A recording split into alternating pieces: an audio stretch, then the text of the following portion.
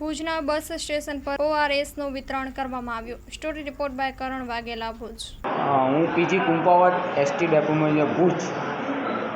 જે રીતે સાહેબ બધાને હીટની અસર છે, તાપમાન ઘણું છે અને આપણે અહીંયા એસટી નવું બનેલું છે, અહીંયા પેસેન્જરની અવરજવર ઘણી હોય છે, ડ્રાઈવરો પણ આપણા રૂટિંગમાં હોય છે ગાડીઓમાં। તો ORSનું આપણે જે વિતરણ કાર્ય કર્યું છે, શું કહેશું?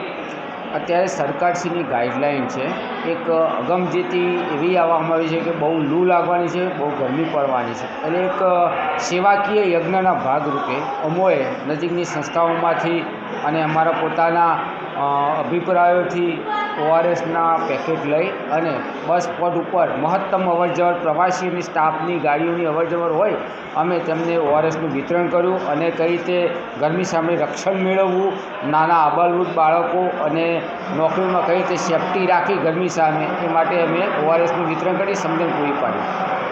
જે કારણે આટલી બધી હીટની અસર પણ છે, તાપમાન છે, તો પેસેન્જર લોકો પણ